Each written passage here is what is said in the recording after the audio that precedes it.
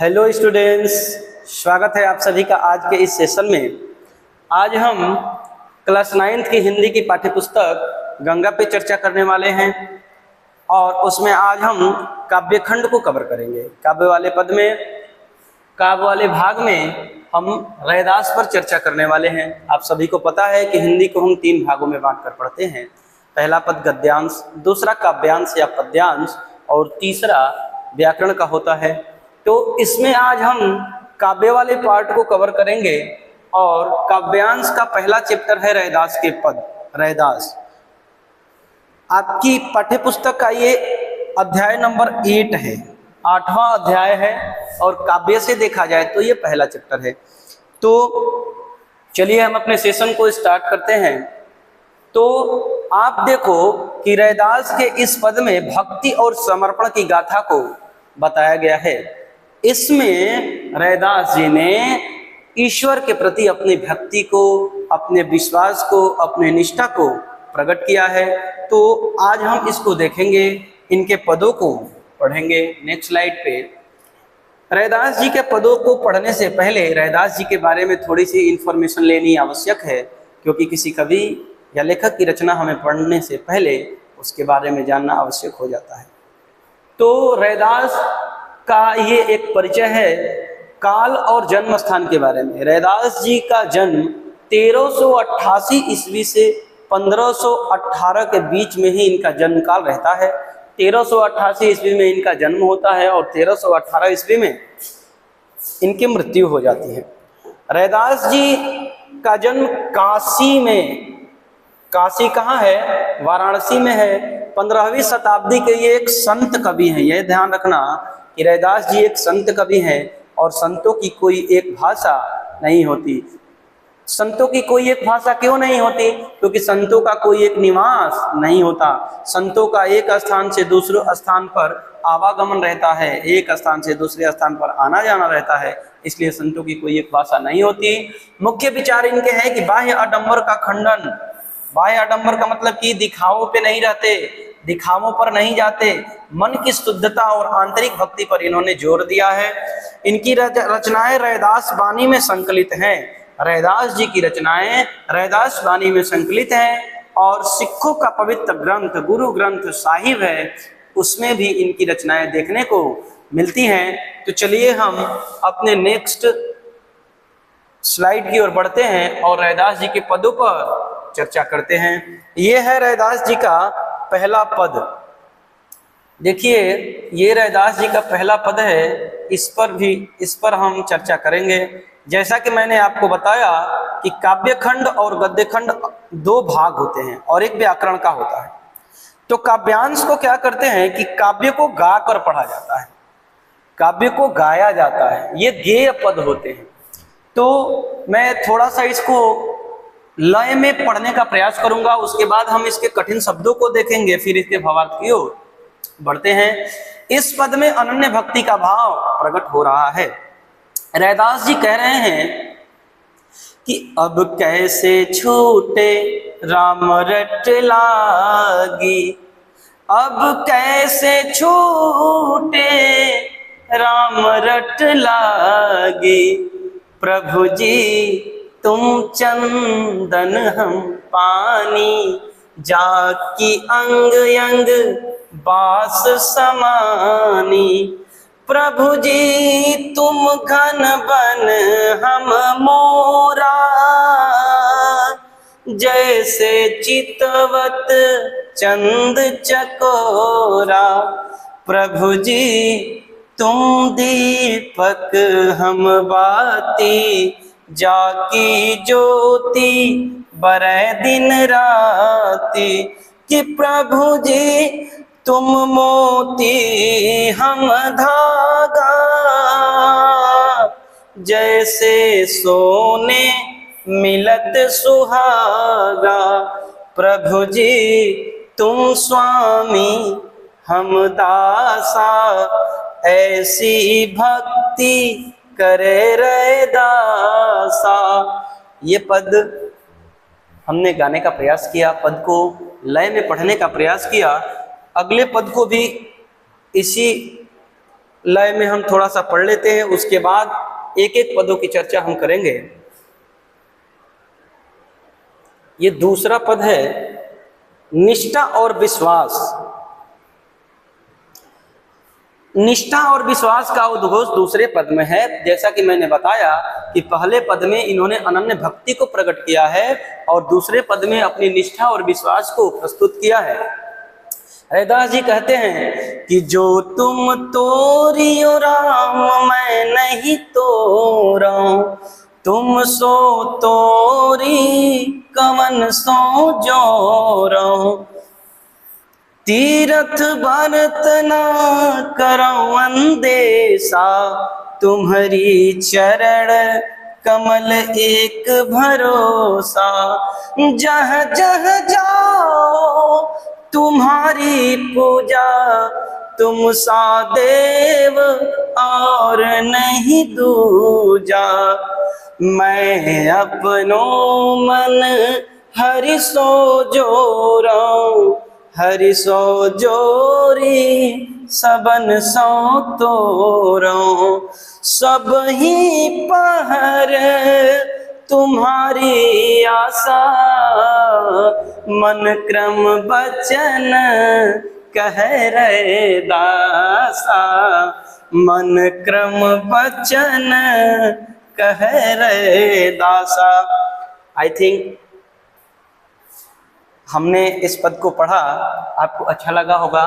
देखिए, काव्यांश को गाया ही जाता है, काव्य को गाकर ही पढ़ाना अच्छा रहता है। हाँ, ये बात अलग है कि हर पद पे लय नहीं बैठती, लेकिन एटलीस्ट जिस पद पे लय बैठती है उस पद को तो गाकर ही पढ़ना चाहिए, मेरा ये मानना है। तो चलिए हम अपने सेशन की ओर बढ़ते हैं। अब हम रैदास जी के पदों के भावार्थ की ओर बढ़ते हैं और इनके अर्थ को क्लियर करेंगे। तो ये पहला पद है, थोड़ा सा बड़ा कर देते हैं, बड़ा करने से आपको विजिबल रहेगा। इसके भावार्थ को क्लियर करने से पहले हम यहाँ पर मुख्य मुख्य शब्दों पर, ये देखिए, बास एक शब्द है, बास। दूसरा घन है, मोरा है, चितवत है, चकोरा है। इन सबके अर्थ को हमें देखना है। दीपक बाती यहाँ बरय, प्रभु जी तुम मोती हम धागा, जैसे सोने मिलत सुहागा, प्रभु जी तुम स्वामी हम दासा। अब देखिए यहाँ पर एक शब्द आया है बास। इस बास का मतलब होता है सुगंध, खुशबू। बास का अर्थ दुर्गंध भी होता है, लेकिन चूंकि चंदन की खुशबू होती है इसलिए सुगंध होती है, इसलिए यहाँ पर यह शब्द हम लेंगे सुगंध। और इसी से मिलता जुलता एक और शब्द है वास। ये समश्रुति भिन्नार्थक, थोड़ा ग्रामर को भी लेकर चला जाए, समश्रुति भिन्नार्थक। समश्रुति भिन्नार्थक का मतलब ये हुआ कि सुनने में तो समान रहेंगे लेकिन अर्थ अलग अलग रहेगा। आप देखो, वास कहो या बास कहो, सुनने में समान है, लेकिन इस वास का अर्थ होता है निवास स्थान, निवास। कहा जाता है ना कि आप कहाँ के वासी हैं। वासी का मतलब, वास का मतलब होता है निवास स्थान। तो घन का मतलब होता है बादल, घनघोर बादल की बात हो रही है। वन का मतलब होता है जंगल। मोरा मतलब मोर। चितवत, चितवत का शाब्दिक अर्थ है, चितवत का मतलब होता है देखना। और ये कैसा देखना है? ये देखने का मतलब ये है कि पलक बिना झपकाए एक टक लगातार देखना, उसको चितवत कहते हैं। चकोर, चकोरा, चकोर एक पक्षी है और यही पक्षी क्या करता है कि चांद को लगातार टकटकी लगा के एकटक निगाहों से देखता रहता है। बरे का मतलब होता है जलना, जलना, प्रकाशित करना। बरे का मतलब होता है जलना। सुहागा का मतलब क्या है? सुहागा एक पदार्थ है जो सोने में मिलाया जाता है। जब सुहागा को सोने में मिलाते हैं तो ये सोने की खूबसूरती को और क्या करता है? बढ़ाता है। सोने की चमक को बढ़ा देता है। और इसमें कोई कठिन शब्द नहीं है। चलिए हम इसके भावार्थ को देखते हैं। तो रैदास जी कहते हैं कि अब कैसे छूटे राम रट लागी, हे प्रभु मुझे आपके नाम को रटने की, आपके नाम को जपने की आदत लग चुकी है, अब वह कैसे छूट सकती है। अर्थात रैदास जी कहते हैं कि हे प्रभु मुझे आपके नाम को जपने की, रटने की आदत लग चुकी है, अब वह किसी भी प्रकार से छूटने वाली नहीं है। प्रभु जी तुम चंदन हम पानी। यहाँ पर रैदास जी क्या करेंगे कि प्रभु के लिए अलग अलग उपमा का प्रयोग करेंगे। आने वाले इन पदों में हम उपमा और रूपक अलंकार का प्रयोग देखेंगे। उपमा और रूपक अलंकारों का प्रयोग हम इन पदों में देखने वाले हैं। तो उपमा में देखिए कि प्रभु जी तुम चंदन हम पानी। पहली पंक्ति का अर्थ यह है कि रैदास जी कहते हैं कि हे प्रभु मुझे आपके नाम को रटने की, जपने की आदत लग चुकी है, अब वह किसी प्रकार से छूटने वाली नहीं है। प्रभु जी तुम चंदन हम पानी, जाकी अंग अंग बास समानी। रैदास जी कहते हैं कि हे प्रभु, हे ईश्वर, आपका और मेरा संबंध चंदन और पानी के समान है। हे प्रभु आप चंदन के समान हो और मैं पानी के समान हूं।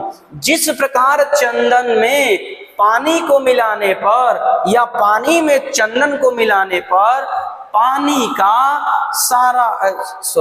चंदन का प्रत्येक गुण, चंदन का पूरा सुगंध, चंदन की खुशबू पानी के कण कण में, पानी के अंग अंग में। यहां पर देखिए एक शब्द आया है समानी। इस समानी का मतलब समान नहीं होता। के समान का मतलब उसके समान, इसके समान, उसके प्रतिरूप, ये नहीं होता। समानी का मतलब होता है कि अंग अंग में समा जाना, बस जाना। तो रैदास जी कहते हैं कि प्रभु जी तुम चंदन हम पानी, जाके अंग अंग बास समानी।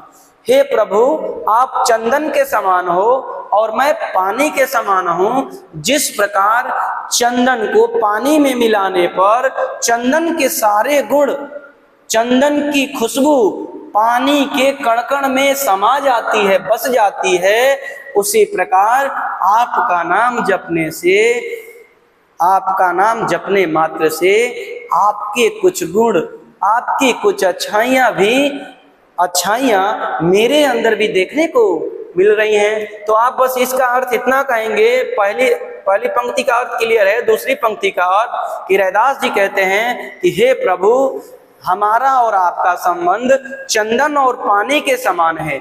जिस प्रकार चंदन में पानी को मिलाने से चंदन का प्रत्येक गुण, चंदन की सुगंध पानी के कण कण में विद्यमान हो जाती है, समा जाती है, उसी प्रकार आपका नाम लेने मात्र से आपके कुछ गुण मेरे अंदर देखने को मिल रहे हैं। प्रभु जी तुम घन बन हम मोरा। यहाँ पर उपमा देते हुए रैदास जी कहते हैं कि हे प्रभु आप वन के, जैसे वन में से तात्पर्य क्या है कि वन में कहने का तात्पर्य है कि मोर तो वन में रहता है। तो रैदास जी कहते हैं कि हे प्रभु आप उस घने बादलों के समान हैं, वन में उस घने बादलों के समान हैं जिसको देखकर मोर आनंदित और प्रसन्नचित हो जाता है, प्रफुल्लित हो उठता है। तो रैदास जी कहते हैं कि प्रभु जी तुम घन बन हम मोरा। हे प्रभु आप घने बादलों के समान हो और मैं वन में रहने वाला मोर के समान हूं। हे प्रभु आप चांद के समान हो और मैं चकोर के समान हूं। यदि उपमा दे रहे हैं तो एक्सप्लेनेशन भी आवश्यक है। ये क्यों उपमा दे रहे हैं? तो कह रहे हैं कि हे प्रभु आप घने बादलों के समान हैं। जिस प्रकार वन में रहने वाला मोर घने बादलों को देखकर प्रसन्नचित्त और आनंदित हो उठता है, उसी प्रकार आपका नाम रटकर, आपका नाम जपकर मैं भी आनंदित और प्रसन्नचित्त हो उठता हूँ। हे प्रभु आप चांद के समान हैं और मैं चकोर के समान हूँ। जिस प्रकार चकोर पक्षी चांद को एक टक निगाहों से टकटकी लगाकर दिन रात चांद को निहारता रहता है, चांद की बाट देखता रहता है, उसी प्रकार मैं भी सदैव आपकी बाट, आपकी राह देखता रहता हूँ। दूसरा, तीसरी पंक्ति में देखिए, ये पहली, दूसरी, तीसरी, ये चौथी पंक्ति हो गई। इसका अर्थ क्या होगा कि प्रभु जी तुम दीपक हम बाती, जाके ज्योति बड़े दिन राति। रैदास जी कहते हैं कि हे प्रभु, आप दीपक के समान हो और मैं बाती के समान हूं। जिस प्रकार दीपक के साथ बाती, रूई की जो बाती होती है वो सदैव जलती रहती है और सर्वत्र ज्ञान के प्रकाश को, सर्वत्र प्रकाश को फैलाती रहती है, उसी प्रकार हे प्रभु, मैं भी दिन रात आपकी भक्ति में, आपके नाम जाप में, आपके जाप में, आपकी भक्ति में सदैव जलता रहता हूं या दिन रात आपकी भक्ति करता रहता हूं। तो प्रभु जी, तुम दीपक, हम बाती। हे प्रभु, आप दीपक के समान हो और मैं बाती के समान हूं। जिस प्रकार दीपक में बाती दिन रात जलती रहती है और प्रकाश को फैलाती रहती है, उसी प्रकार मैं भी दिन रात आपकी भक्ति में लगा रहता हूं। एक मिनट, कुछ साउंड आ रहा है, उसको ठीक करके आ रहा है।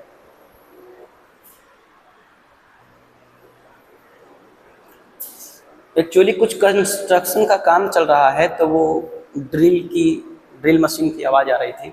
तो चलिए, प्रभु जी तुम मोती हम धागा। रैदास जी कहते हैं कि हे प्रभु, आप बहुमूल्य मोती के समान हो और मैं तोक्ष धागे के समान हूं। जैसे सोने मिलत सुहागा। हे प्रभु, आप मोती के समान हो और मैं तूक्ष धागे के समान हूं। जिस प्रकार, यहां पर उपमा दे रहे हैं कि जिस प्रकार बहुमूल्य मोती के साथ या तुच्छ धागे में बहुमूल्य मोती को पिरोया जाता है तो उस धागे की भी कीमत बढ़ जाती है। जिस प्रकार सोने के साथ सुहागा को मिलाने पर सोने की चमक बढ़ जाती है, सोने की खूबसूरती और बढ़ जाती है, उसी प्रकार आपका नाम जपने मात्र से, आपकी भक्ति करने मात्र से मेरा भी मान बढ़ गया, मेरा भी गौरव बढ़ गया है। प्रभु जी तुम स्वामी हम दासा, ऐसी भगति करे रैदासा। रैदास जी कहते हैं, रविदास जी कहते हैं कि हे प्रभु, आप मेरे स्वामी हो और मैं आपका दास हूं। मुझे तो इसी प्रकार की भक्ति अच्छी लगती है, अर्थात मैं तो इसी प्रकार की भक्ति करता हूं जिसमें आप मेरे स्वामी रहें और मैं आपका दास रहूं।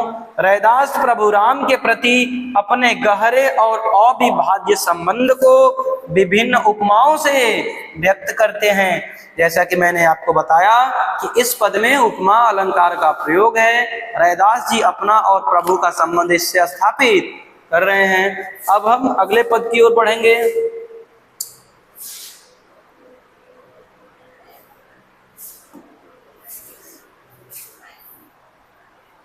प्रभु और भक्त का अटूट संबंध, ये पहले पद की व्याख्या है।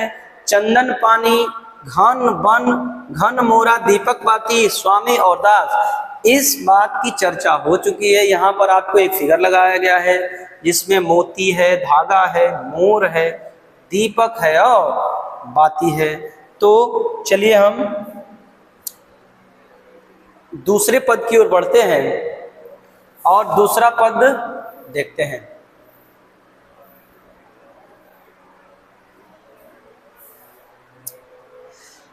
इस पद में निष्ठा और विश्वास का उद्घोष किया गया है। रैदास जी अर्थात रविदास जी, रैदास जी को ही रविदास जी भी कहा जाता है और ये मीराबाई के गुरु थे। चूंकि इसकी चर्चा पहले हो जाने थी, कोई बात नहीं। रैदास जी का मूल नाम रविदास जी है और ये मीराबाई के गुरु थे। रविदास जी के ही उपलक्ष्य में, रैदास जी के ही उपलक्ष्य में, उनके जन्म के उपलक्ष्य में हम रविदास जयंती मनाते हैं। तो चलिए, तो रैदास जी निष्ठा और विश्वास का उद्घोष करते हुए कहते हैं कि जो तुम तोरी ओ राम, मैं नहीं तोरो, तुमसो तोरी कवन सो जोरो। अर्थात हे प्रभु, यदि आप मुझसे अपना संबंध तोड़ भी देते हैं तो मैं आपसे अपना संबंध नहीं तोड़ूंगा, क्योंकि यदि मैंने आपसे अपना संबंध तोड़ दिया तो फिर अपना संबंध में किससे जोड़ूंगा। तीर्थ व्रत न करो अंदेशा। तीर्थ का मतलब होता है तीर्थ, तीर्थ स्थान। व्रत का मतलब होता है व्रत करना, फास्ट करना। अंदेशा का मतलब होता है अनदेखा करना। चरण कमल में रूपक अलंकार है।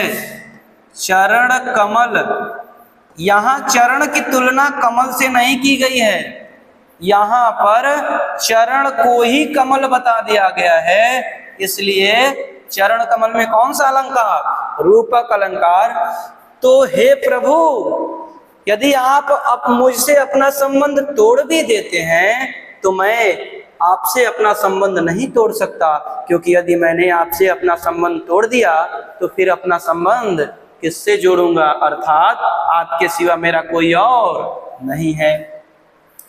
दूसरी पंक्ति, हे प्रभु, मैं तीर्थ व्रत इन सबको न करो का मतलब कि हे प्रभु, मैं तीर्थ व्रत आदि अनुष्ठान नहीं करता, इन बाह्य आडंबरों को अनदेखा का मतलब कि अनदेखा करना, इन बाह्य आडंबरों का मैं अनदेखा कर देता हूँ, अर्थात मुझे तीर्थ व्रत इन सब से कोई मतलब नहीं, इन सब को मैं नहीं मानता, इन सब पर मेरा कोई भरोसा नहीं है।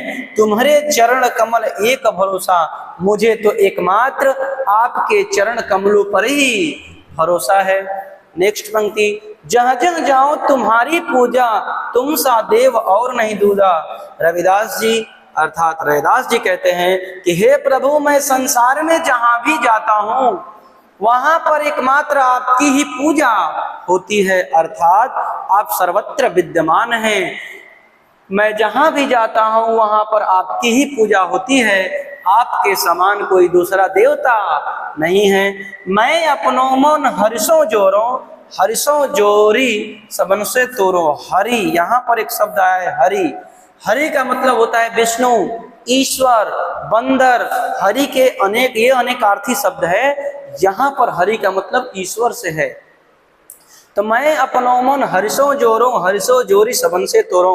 हे प्रभु, मैंने अपना मन तो आप में लगा लिया है, अर्थात हे प्रभु, मैंने अपना मन आपके साथ जोड़ लिया है, और आपके साथ जोड़ने के बाद मैंने अपना संबंध सभी से तोड़ लिया है। इस संसार की मोह माया को छोड़ चुका हूँ और अपना संबंध आपके साथ जोड़ चुका हूँ। सबही पहर तुम्हारी आशा। पहर, देखिए पहर का मतलब होता है प्रहर, समय से है ये, प्रथम प्रहर, द्वितीय प्रहर, समझते हैं ना। तो उसी प्रहर को, लेकिन सबही की बात कर रहा है, इसका मतलब कि दिन रात। तो सबही प्रहर पहर तुम्हारी आशा, मन क्रम वचन कहे रैदासा। यहाँ पर एक शब्द आया है क्रम। इस क्रम का मतलब सीरियल नहीं है, इस क्रम का मतलब है कर्म, ठीक है। तो रविदास जी कहते हैं कि सबही पहर तुम्हारी आशा, आशा का मतलब होता है उम्मीद। मन क्रम वचन कहे रैदासा। हे प्रभु, मुझे तो दिन रात बस आपकी ही आस और उम्मीद लगी रहती है। मैं मन, कर्म और वचन से आपकी ही पूजा करता हूँ, अर्थात मैं दिन रात आपकी ही पूजा करता रहता हूँ और सदैव करता रहूंगा। रैदास स्पष्ट करते हैं कि यदि प्रभु संबंध तोड़े भी वे नहीं तोड़ेंगे, क्योंकि प्रभु के सिवा उनका कोई दूसरा नहीं है। तो आई थिंक आपको ये पद क्लियर हुआ होगा। यदि इस पद की किसी पंक्ति में आपको कोई कंफ्यूजन है तो आप वीडियो को बैक करेंगे और बैक करके मुझे फिर से सुन सकते हैं। अब हम नेक्स्ट स्लाइड की ओर बढ़ेंगे। इसकी व्याख्या में बाह्य आडंबरों का खंडन। बाह्य आडंबर जैसे मैंने आपको बताया ही कि तीर्थ, व्रत, ये सब बाहरी अनुष्ठान हैं, बाह्य आडंबर हैं। रैदास जी इसे दिखावा मानते हैं। रैदास जी शक्ति भक्ति उसी को मानते हैं जो शुद्ध मन से ईश्वर की भक्ति की जाती है। एकमात्र भरोसा का मतलब कि प्रभु संबंध तोड़े तो भी भक्त नहीं तोड़ेगा, प्रभु के सिवा भक्त उसका कोई और नहीं है। मन का मिलन, अपना मन केवल हरि से जोड़ते हैं और संसार के सभी संबंधों को तोड़ देते हैं। नेक्स्ट, पदों से शिक्षा सच्ची भक्ति का सार। इन पदों से हमें क्या शिक्षा मिलती है उसको जानेंगे। इन पदों से हमें यह शिक्षा मिलती है कि व्यक्ति की मन की शुद्धता ही ईश्वर की पूजा है। मन की शुद्धता का मतलब कि सच्ची भक्ति बाह्य आडंबरों में नहीं बल्कि मन की शुद्धता और आंतरिक निष्ठा में है। बाह्य आडंबरों की अपेक्षा सच्ची भक्ति मन की शुद्धता ही है। अविच्छिन्न संबंध, भक्त और आराध्य का संबंध चंदन पानी जैसा अविरल होना चाहिए। जिस प्रकार चंदन पानी एक दूसरे में पूर्णतया मिल जाते हैं, उसी प्रकार भक्त और भगवान को भी एक दूसरे में पूर्णतया मिल जाना चाहिए। शरण का मार्ग बाहरी रीति रिवाजों को छोड़कर मन से प्रभु के चरण में शरण लेना ही शरण का मार्ग कहलाता है। अब हम रैदास की भाषा शैली पर चर्चा करेंगे। रैदास जी की भाषा शैली सरल व्यवहारिक ब्रज भाषा, अवधी, राजस्थानी, खड़ी बोली, उर्दू, फारसी शब्दों का सुंदर मिश्रण है। जैसा कि मैंने आपको शुरू में ही बताया कि रैदास जी एक संत कवि हैं और संतों की कोई एक भाषा नहीं होती, वो मिश्रित भाषा का प्रयोग करते हैं। मिश्रित भाषा का प्रयोग करते हैं, मिश्रित भाषा। जैसा कि अगर कबीर की बात की जाए तो कबीर की भाषा को पंचमेल खिचड़ी कहा जाता है। पंचमेल खिचड़ी कहा जाता है क्योंकि उन्होंने भी, वो भी संत कवि हैं और उन्होंने भी अनेक भाषाओं का मिश्रण करके रचनाएं की हैं। अलंकार में उपमा और रूपक अलंकार का प्रयोग हुआ है जो कि भक्ति के भाव को गहराई से व्यक्त करते हैं। पहले में उपमा अलंकार था और दूसरे में रूपक अलंकार। रचनाएं सुगम और हृदय स्पर्शी हैं जो आम जनमानस को सहजता पहुंचती हैं। ये रचनाएं हृदय स्पर्शी हैं। जब इस पद को हम पढ़ रहे थे तो ये हमारे अंतःकरण में उतर रही थी, इसलिए इसे हृदय स्पर्शी कहा गया है। आम जनमानस तक सहजता से पहुंच सकती है। नेक्स्ट, रैदास जी का सामाजिक सरोकार क्या है? सामाजिक सरोकार से तात्पर्य यह है कि समाज में इसका क्या संदेश जाएगा। तो जाति पाति का खंडन। रैदास जी का मानना है कि व्यक्ति जन्म से नहीं कर्म से महान होता है। चाहे व्यक्ति का जन्म किसी भी जाति में हुआ हो, यदि उसके कर्म अच्छे हैं तो व्यक्ति महान है। यह उनका दृढ़ संदेश है। आंतरिक पवित्रता का मतलब कि ईश्वर के प्रति प्रेम और मन की शुद्धता को सर्वोच्च माना है, न कि बाहरी दिखावे को।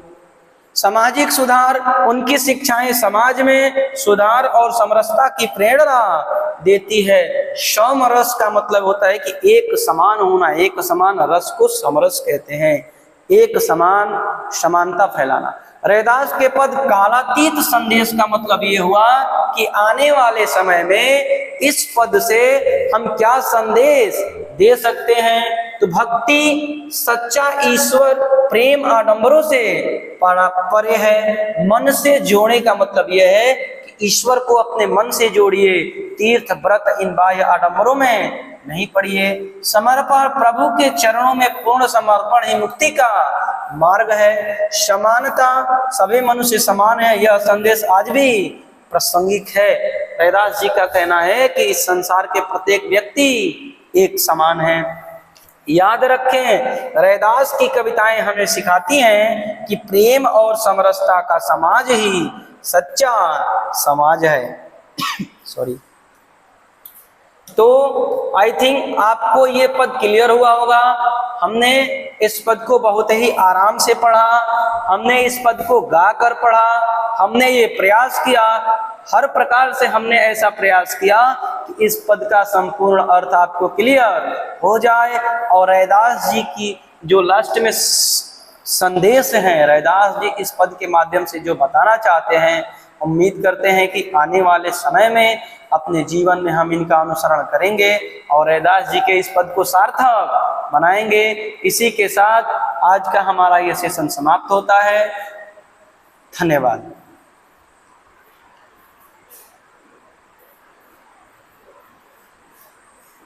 कि प्रभु जी